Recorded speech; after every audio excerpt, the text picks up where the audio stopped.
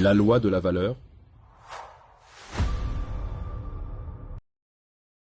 Imaginez deux personnes dans une ville moderne.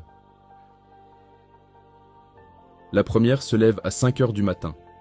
Elle fait un travail physique épuisant, porte des charges lourdes toute la journée sous la pluie ou la chaleur, et rentre chez elle avec les muscles broyés, pour un salaire qui couvre à peine son loyer. La deuxième se lève à 9 heures. Elle prend un café, passe 3 appels téléphoniques, écrit quelques lignes de stratégie sur un ordinateur, et en une seule matinée, elle a généré ce que la première personne gagne en une année entière. La société nous a inculqué une idée noble, mais mathématiquement fausse.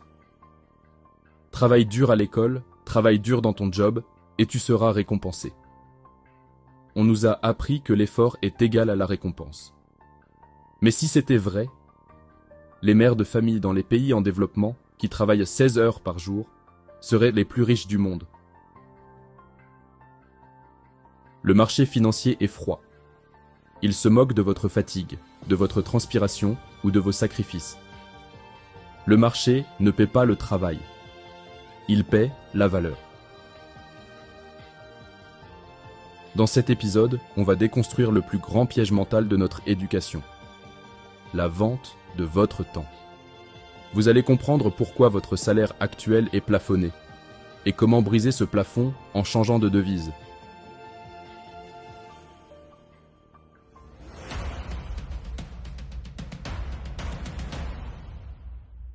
Depuis la révolution industrielle, notre système éducatif a été conçu pour créer des employés fiables.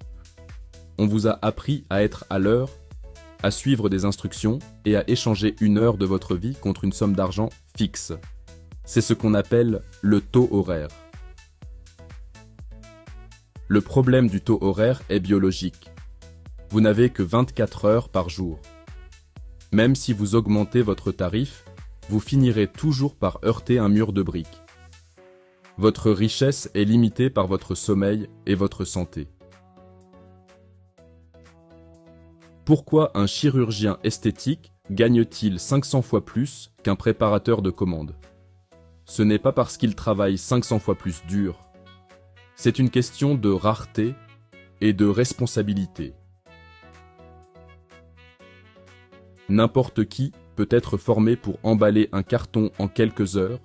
La barrière à l'entrée est basse. Mais très peu de gens peuvent opérer un visage sans laisser de cicatrices après 15 ans d'études et des milliers d'heures de pratique. Le marché vous paie en fonction de la difficulté du problème que vous résolvez. Si vous résolvez des problèmes faciles, vous aurez une vie difficile. Si vous résolvez des problèmes difficiles, vous aurez une vie facile. L'école vous prépare à résoudre des problèmes répétitifs. Pour devenir riche, vous devez devenir une solution à un problème complexe. Pour comprendre comment l'argent circule vraiment, vous devez intégrer une formule mathématique simple. Valeur égale échelle, multipliée par ampleur. L'ampleur, c'est la profondeur de l'aide que vous apportez. Si vous sauvez la vie de quelqu'un, l'ampleur est maximale. Si vous vendez un café, l'ampleur est faible.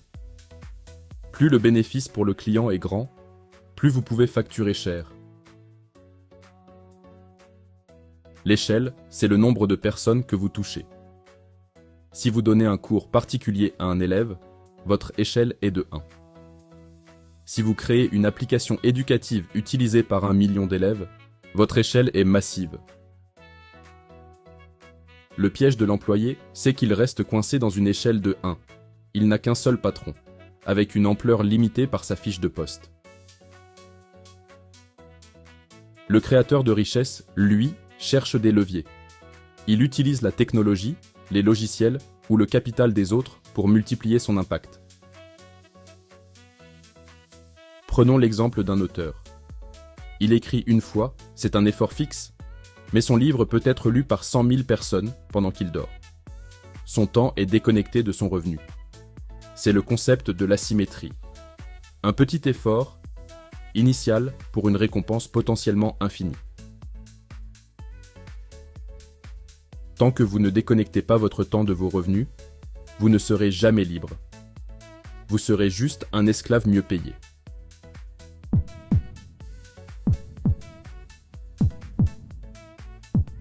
Alors, comment changer de catégorie concrètement?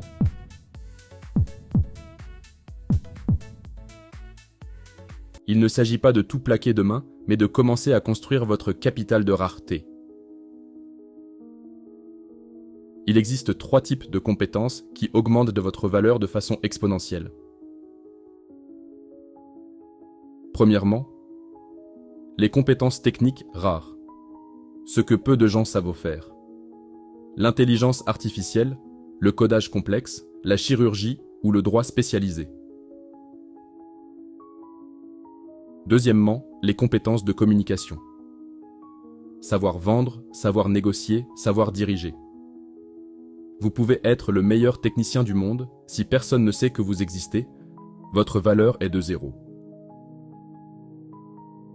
Et troisièmement, la synthèse de compétences. C'est la stratégie la plus accessible. Si vous êtes un bon comptable, vous gagnez un salaire normal. Mais si vous êtes un comptable qui comprend parfaitement le marketing digital et qui sait parler en public, vous devenez une licorne. Vous combinez 2 mondes qui ne se parlent pas d'habitude. L'objectif est d'arrêter d'être une commodité. Une commodité est un produit que l'on achète au prix le plus bas parce qu'il est identique partout, comme le riz ou l'essence. Si vous faites ce que tout le monde fait, le marché vous traitera comme une commodité. Il cherchera le moins cher. Si vous développez un mélange unique de compétences, c'est vous qui fixez les règles. Vous passez de celui qui cherche du travail à celui que le monde cherche pour résoudre ses problèmes. La richesse n'est pas un événement, c'est un processus. C'est la conséquence logique de la valeur que vous injectez dans le système.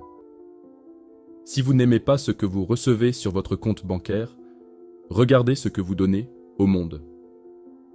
Est-ce rare? Est-ce que ça touche beaucoup de gens? Est-ce que c'est difficile à remplacer? Si vous avez compris ce concept de valeur, vous avez fait 50% du chemin.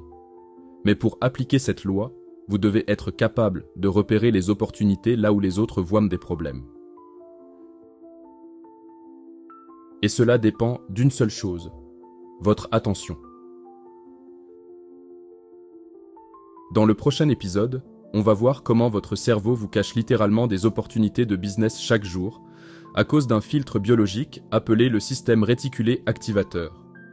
On va apprendre à reprogrammer vos yeux pour que vous commenciez à voir l'argent là où les autres voient du vide. Abonne-toi pour ne pas rater cette pièce maîtresse du puzzle.